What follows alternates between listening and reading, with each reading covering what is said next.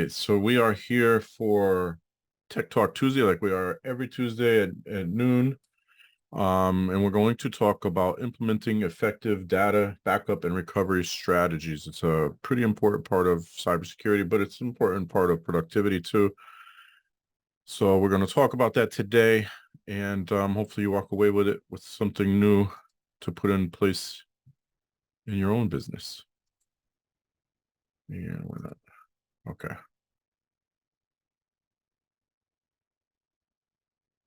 All right, so welcome. I am Scott Gummer, owner of Nuage Tech. We do proactive IT, we do managed services, we cybersecurity and managed compliance is most of our business model. We do a few other things, but that's the 90% of our business.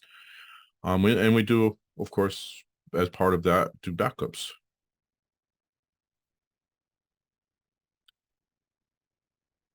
So what is data backup and recovery? Why is it so critical, and why does it get overlooked is another great question.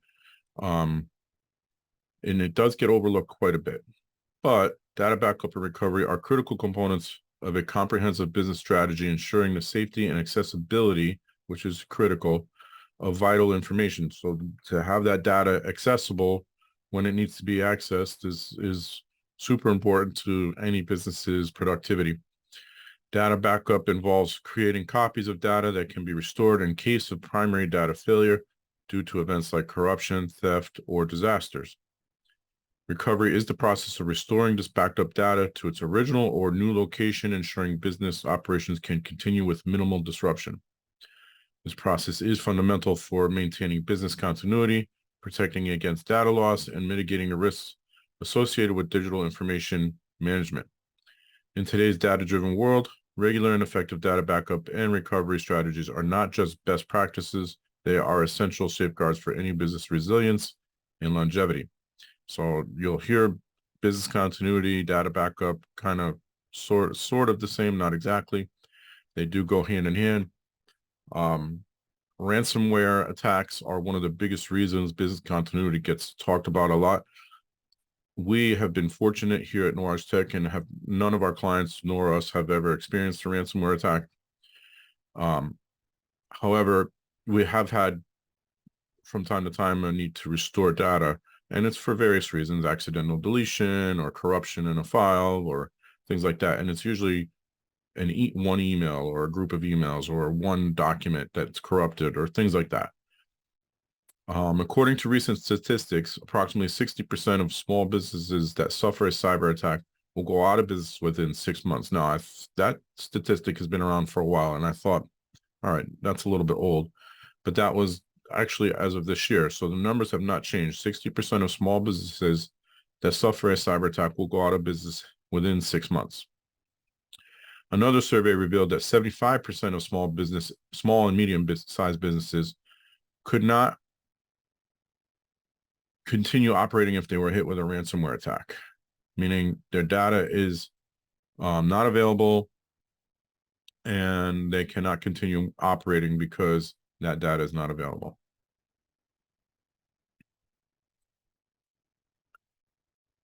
So by the numbers, so it's general data loss, about 6% of all computers experience data loss each year. So if you have 100 computers in your environment, 6 of them are going to have data loss this year. Approximately 140,000 hard drives crash weekly in the US. So this we have experience, and this is where data backup, depending on the device. So, we have clients that most of their work is done on applications that are in the cloud. So there's not really a need for data backup. There's a need to restore that computer because the hard drive crashed, but the data is in the cloud somewhere. So it's not impacting the data at all. But there are some, especially servers, that still maintain data. And that's why data backup is important, because hard drives do fail.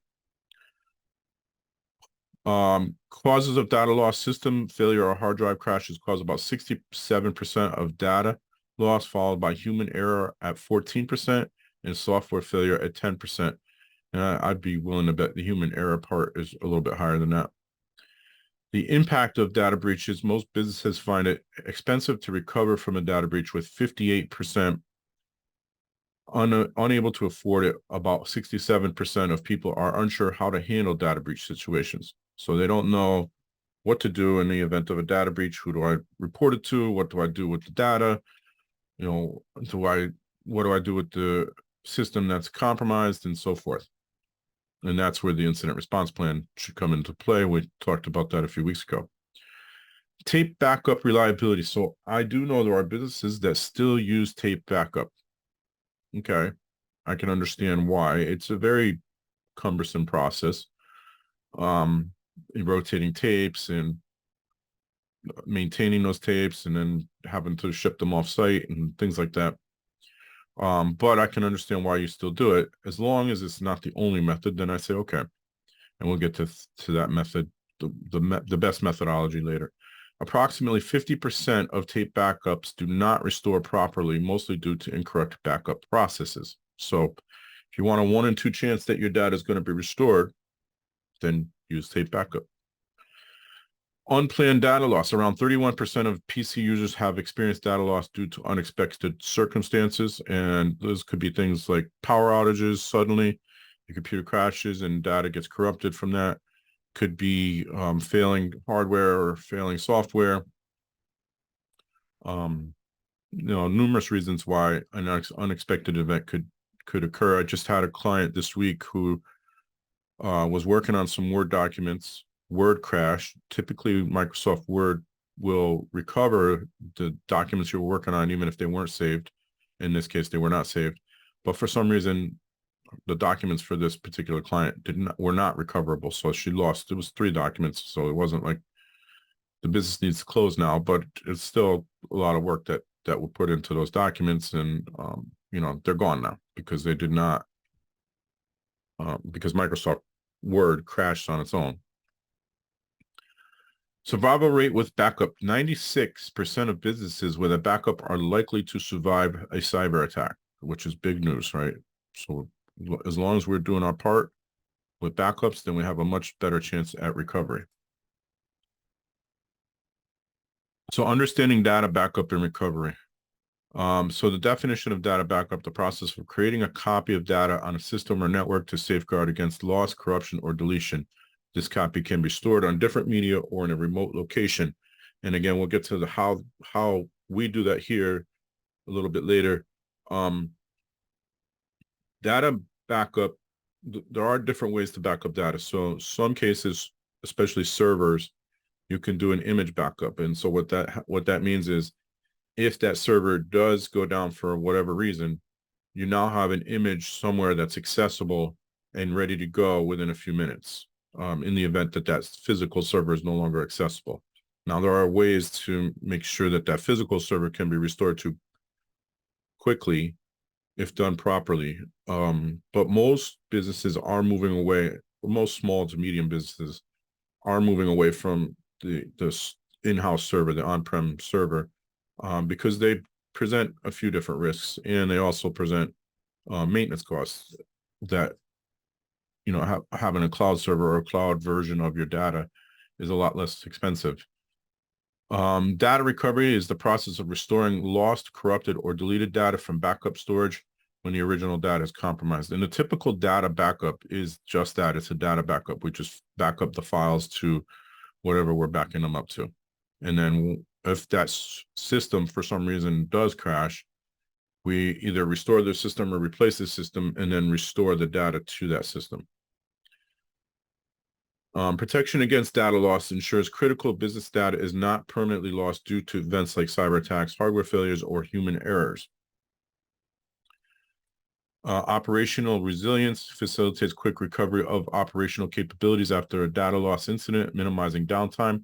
There are some businesses, and of course, there's the cost factor in this, but there are some businesses that keep an entire location away from their normal day-to-day operation, a separate location with the exact same setup, ready to go in the event that something happens to the first location.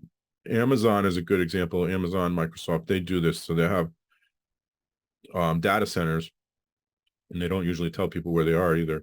That you just know, like there's a couple in Virginia, there's some in Ohio, but you don't know the location.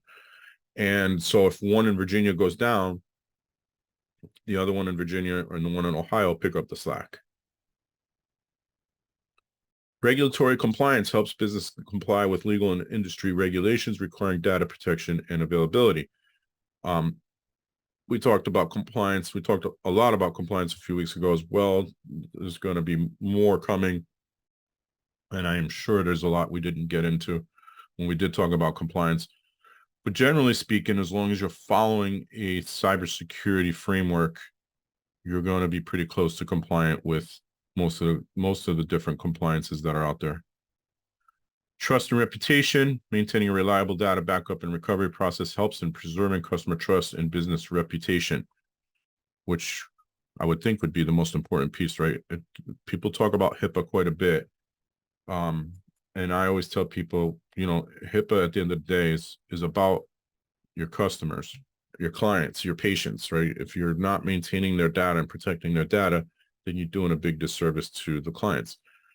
HIPAA is the ground floor of what you should be doing to do that.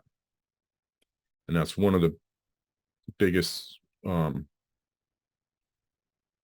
compliance frameworks there are out there today, one of the most important. So what are the risks of inadequate data protection? One of the risks is if you don't have if you don't have data protected, you don't have it stored off-site, and that data becomes corrupted, now it's no longer available. And if it's no longer available, then you potentially lost customer information or proprietary information, but also the integrity of that data could be damaged. So if you try to restore that file or you try to rebuild it from scratch, the integrity of that data is no longer what it should be. So if you've got 10 years worth of client data that's suddenly gone, you're not going to be able to rebuild it accurately. Some of the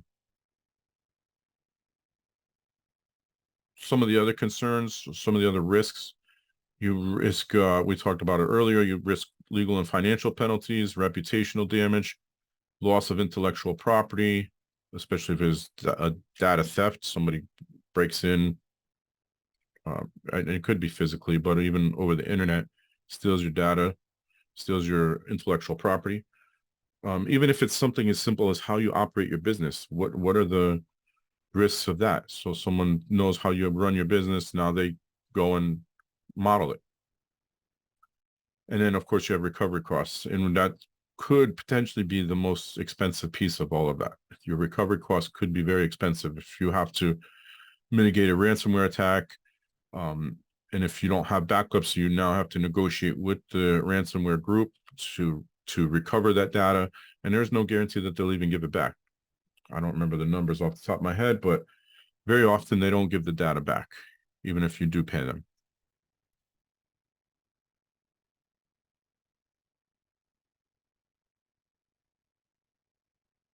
All right, so key components of a data backup. First, regularity and frequency of backups.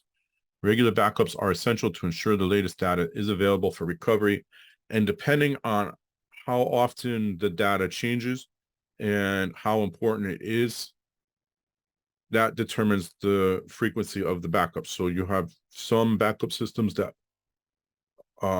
whenever there's any change made, they back it up. If you have a Mac, Time Machine does this. There are some backup softwares that will also do this for both systems.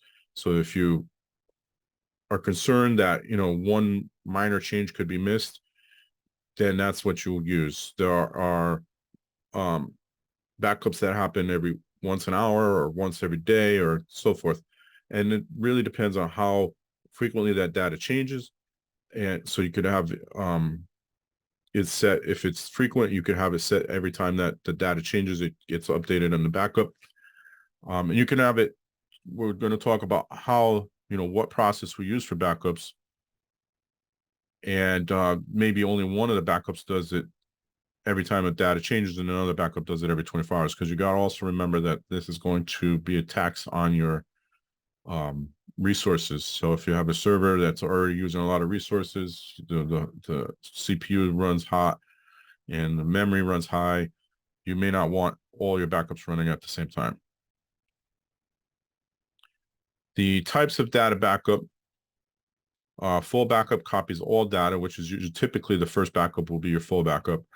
It's comprehensive, but time consuming and requires more storage. So, you see, I just backed up somebody's system the other day, was about 1 terabyte, and I turned it on, I think around 9 o'clock at night.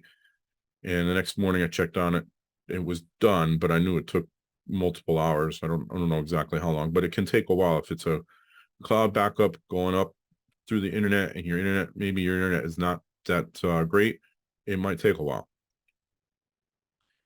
Incremental backups only backup data that has changed since the last backup, saving time and storage. So, if we go back to my example before where you back up every time something changes, you use incremental backups. You don't back up everything again and again and again. You only back up what's changed. And that would be any backup, really. And then a differential backup is similar to incremental, but backs up data changed since the last full backup. You also have automated versus manual backups. So automated backups are scheduled and performed automatically without human intervention, ensuring regularity and reducing the risk of missed backups. It reduces the risk. However, we still check all of our automated backups every day to make sure that they actually did backup. We get a report and it will tell us whether or not it did backup. We can go in and confirm it by taking a look at the data that's there. Manual backups require human action to initiate, more prone to irregularities and human error, but useful for ad hoc situations. So an example of that would be maybe I'm getting ready to change software or update software or something like that, and there's a piece of that software, it uses specific data on the machine. So I might take a manual backup of that data. A good example is I'm working on Microsoft Outlook, and there's an issue with Microsoft Outlook. And so I take the data for that Outlook file and I back it up somewhere manually. I just take a copy of it and put it somewhere else, not on the machine, so that if something does go wrong, at least I've backed up the emails. Now, we also do automated backups of email for Microsoft 365 clients, and we have that as a fallback, but it's quicker to restore from that manual data file that I've moved to another computer in the same environment.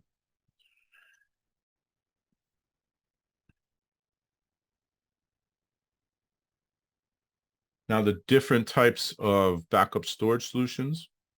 We have on-site storage. Data is stored in a physical media. This could be hard drives, magnetic tapes we talked about earlier, USB drives, very similar to hard drives, depending on the amount of data. You can get USB drives. I think you could get terabyte USB drives now as well, or you could get external drives. Some people have a second drive on their machine built in that they back up data to as well. That's a little more risky because if something physical happens to that machine, then you lose both. But as long as it's not your only backup, then it's a good way to restore quickly if you need to. The advantage of this, and again, physical media means it's right there in the same environment as you. So the advantage of that is you have faster access and control over the backup process, but you also have faster access to restoration because it's right there. It's not going to take a long time to download it or get a recovery media from the cloud storage company, and quicker to get back up and running from it. The disadvantages of that are they're vulnerable to local disasters, theft, or damage. So I could walk into a business, and actually one of my very first clients years ago, they had a physical server, and it was a law firm that had a physical server in their environment, and the backup was going to an external hard drive. This is when I first took them over. And I convinced them pretty quickly, we need to move to a cloud solution. The server itself was taken up, was costing them more in electricity and we're only using it to store files, and it was taking up more in electricity than it would be for their current process of storing files in the cloud, which is only costing them roughly $20 a month versus their electric bill was, if the server was adding over $100 a month. But they had the external drive connected to it. So it would have been easy because of where the server was for someone to walk in to the business, walk up to the server, grab the drive and walk out. Now you've got to report a data breach because that's stolen data at that point. Offsite storage, backups are stored at a different physical location. This often happens with tape backups, enhancing disaster recovery capabilities. This protects against localized events like fires, floods, or other site-specific disasters. We could use blizzards, hurricanes as the example. There was a HIPAA breach, I want to say it was last year, where a tornado hit a facility that stored paper documents for a healthcare provider, and those paper documents were scattered all over where the tornado hit. That became a breach. But that's an example of how a natural disaster can cause a data breach. The drawbacks to this, of course, requires physical transportation of the media or using remote network connections, which aren't, today probably more stable than ever, but there's always the possibility that it doesn't work, and then you have a missing backup. The other problem is when you go to restore, you're going to have to wait for that backup to come back to the facility. And then finally, you have cloud storage. This is what most people are familiar with today. Backup data is stored on remote servers accessed via the internet, often provided by third-party service providers. An example of this, it's not what we use, although I do. So clients that use Dropbox, I tell them back up your computer to Dropbox. Dropbox will take a backup of your entire computer, as long as you're using their paid version. It will take an entire backup of your computer, all your files and stuff, and store it in Dropbox. If you're already using Dropbox, it's a great addition. You don't have to pay anything extra for that, so you may as well use it. That is not our default backup approach for cloud storage. We do that as an addition if they do use Dropbox. OneDrive, similar. For OneDrive, it will back up certain locations. So we'll back up desktop documents and pictures, I believe. So we do tell people that use OneDrive to do this. As a matter of fact, when we set them up on OneDrive, we just set it up by default. Because again, it's an added possibility for restoration, quick restoration. If you have something in your documents folder that you want to get to quickly, all right, it's there in OneDrive as well, in case something happens in your documents folder. So benefits of cloud storage: scalability, accessibility from any location, and potential cost effectiveness. Some of those cloud backup storage options include an app for your phone, so you also have access to the data on your phone. And Dropbox and OneDrive both do that as well. Again, I'm not recommending them as a backup solution. I recommend that if you use one of those, to also use that as a backup solution, not in place of. And then considerations dependent on internet connectivity and requires trust in the service provider security measures. I see a lot of other backup cloud providers pop up here and there. If I'm not familiar with it, I will not touch it. So that would be my advice. If you're not familiar with it, don't use it.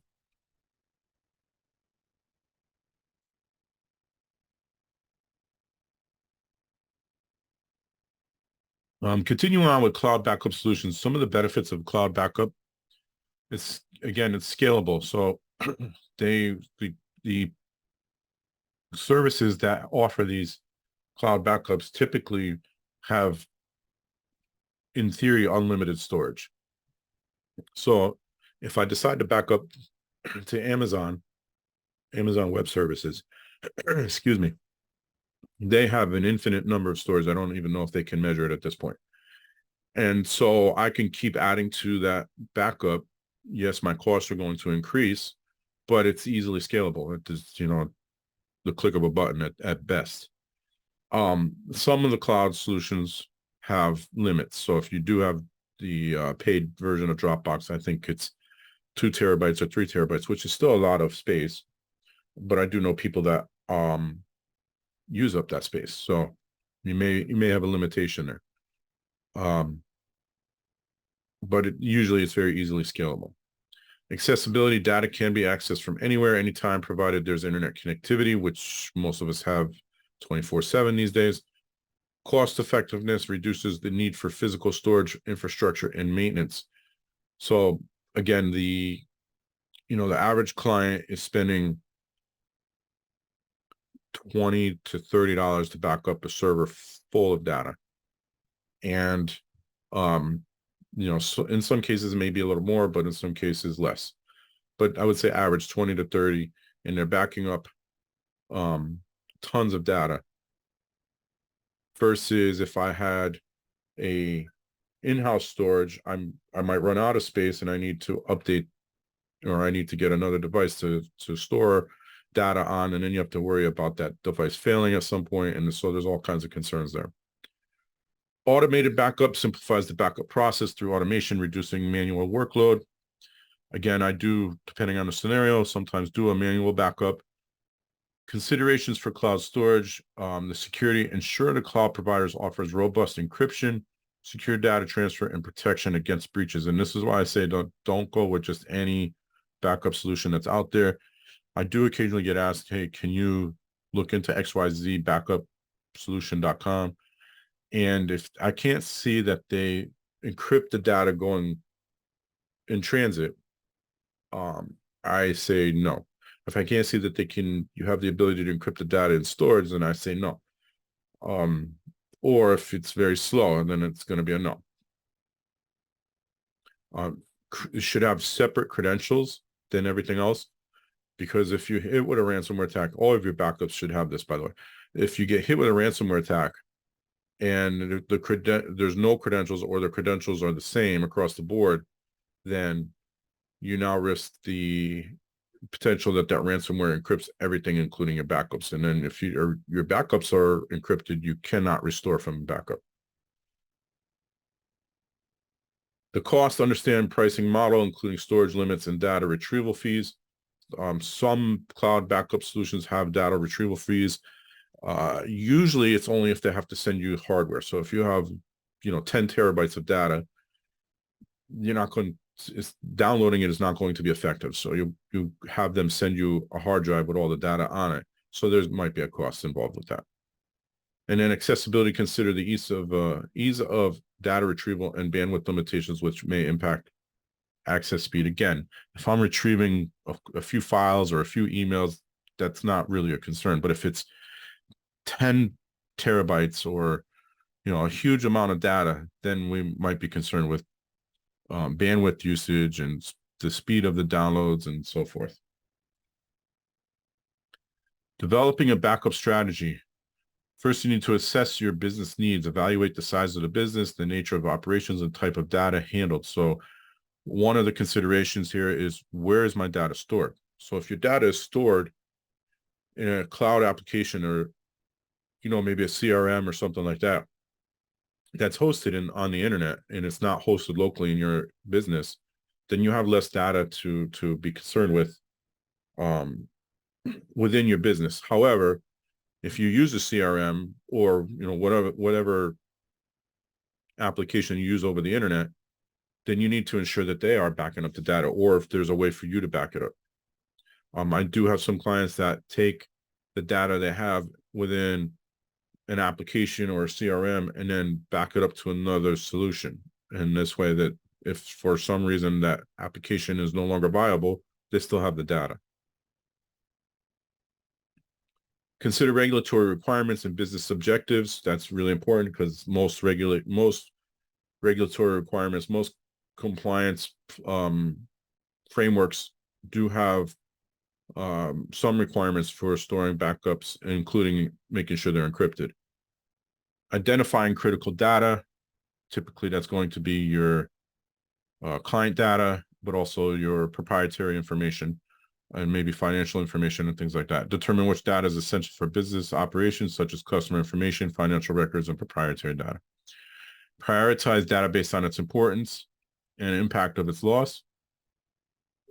Make sure you establish a backup schedule that aligns with the frequency of data updates and business activities.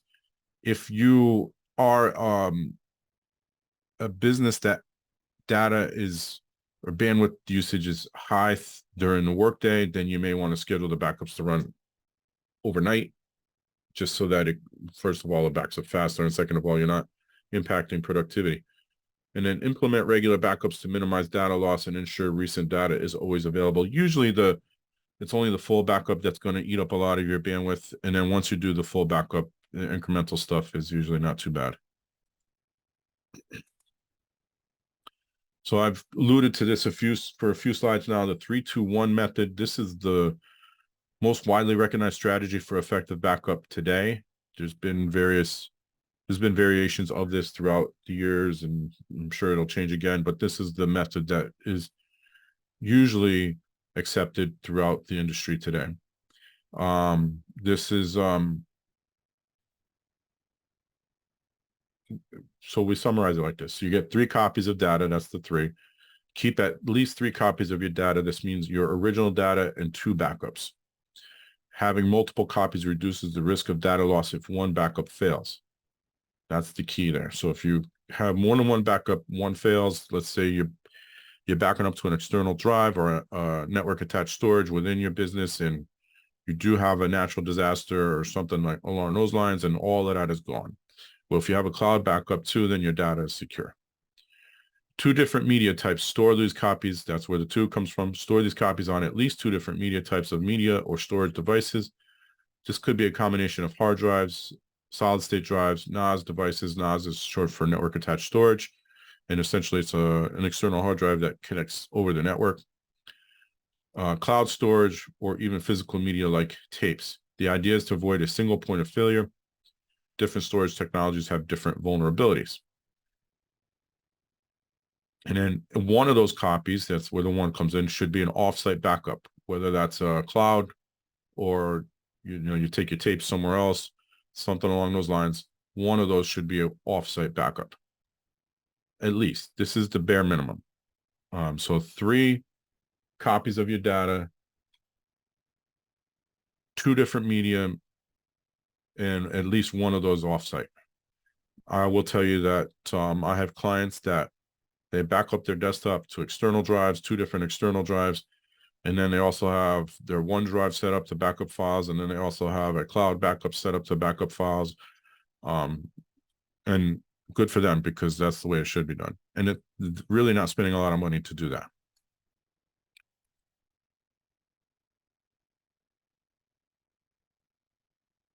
Implementing a data recovery plan.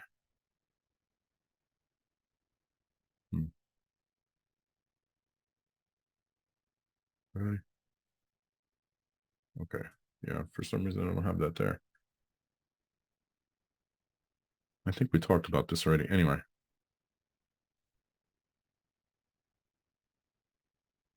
Yeah, so that's it. The 3-2-1 plan.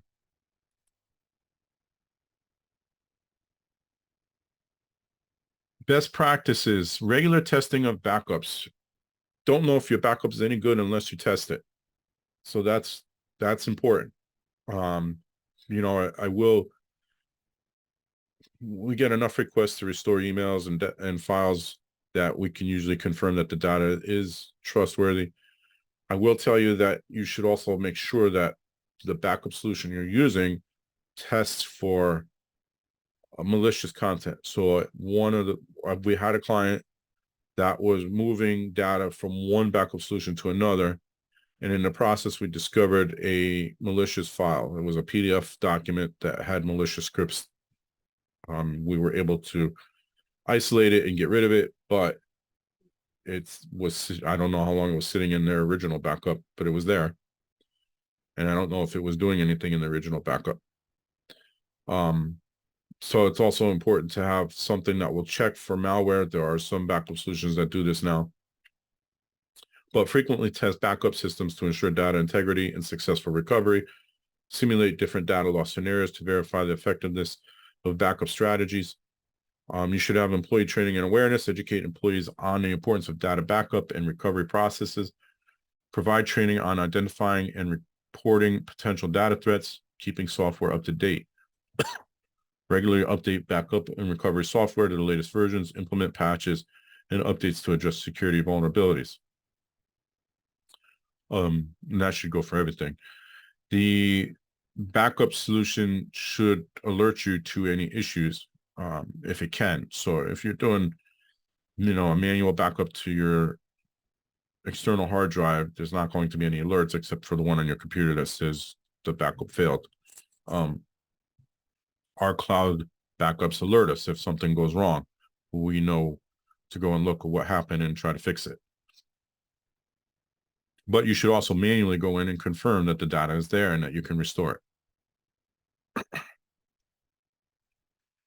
So this is a case study. This isn't our case study. I borrowed it from another IT provider because, again, and I'm not sure how much I want to keep saying this, but we have not had a client been hit with a ransomware attack ever. And we are coming up on 5 years. So actually, we're 1 month away from 5 years. So this, we're going to call XYZ Corp for to keep their name out of it. But this is a data recovery success story. So XYZ Corp is a medium company. They were an e-commerce business. They experienced a ransomware attack that encrypted their main customer database. So now when a ransomware attack occurs, the encryption part where they encrypt all the data is usually the very last thing they do. And that means everything they've done up to this point, they've done other things. They've stolen your data. They've looked around to see what else they can get into. And in some cases, they're there for months or even years. And there have been some attacks that the attackers were on the network for years.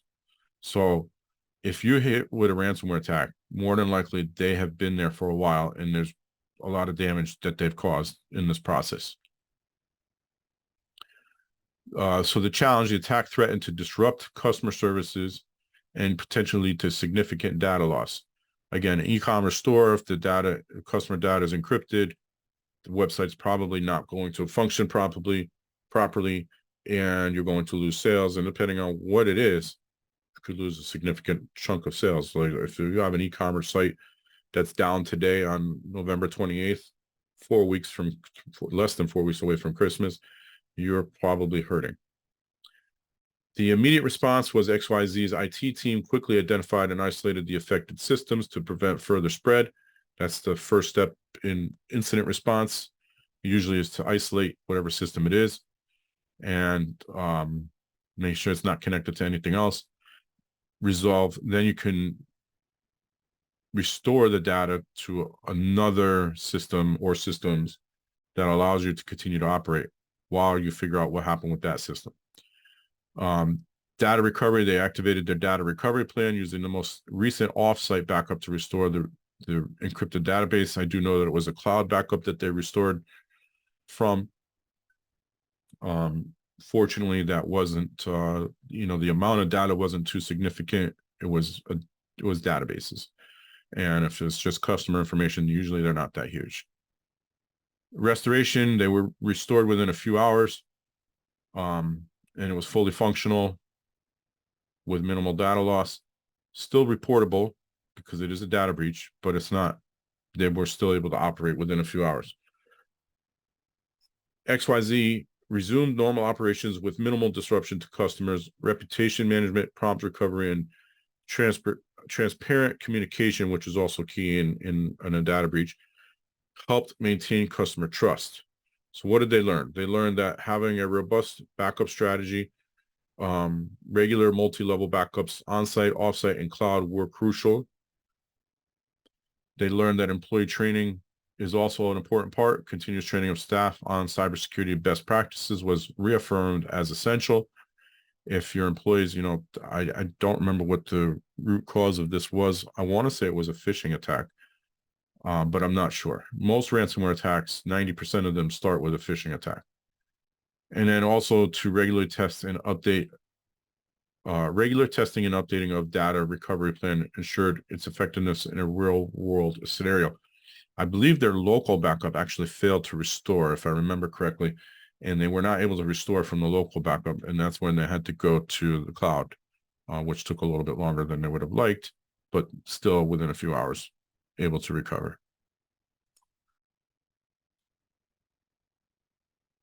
Oh, that's the wrong side. Okay, so any questions? I don't see any in the chat.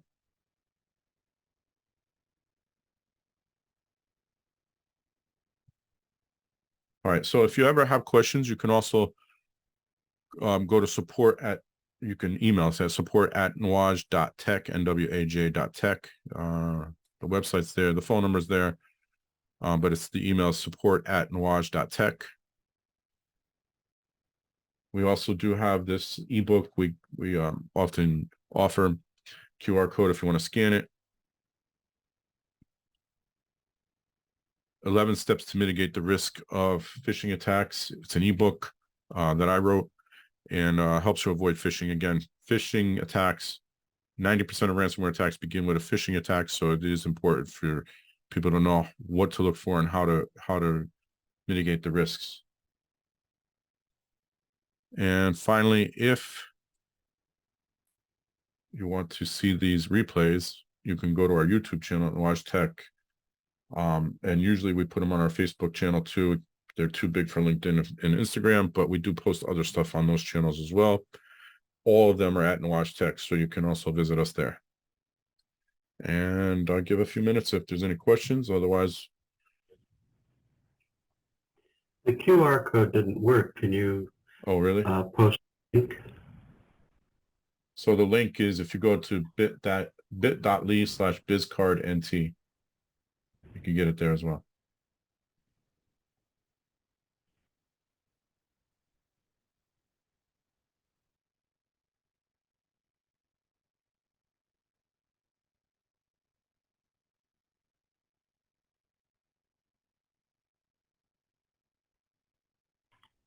The QR code is link is dead. Is it? Let me check. I thought I checked it before.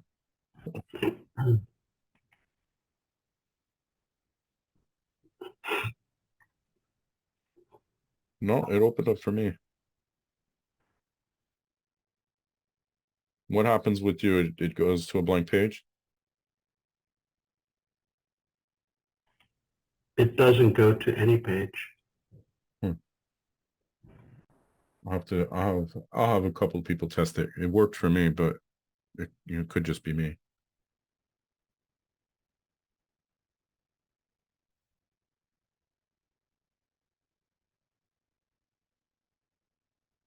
Did you get the bit.ly link? So if you go to this bit.ly/bizcardnt, that'll bring you to the same page. There it is. Thank you. You're welcome. All right. Thank you for coming out. And if I don't see you next week or before the holidays, then have a great holiday.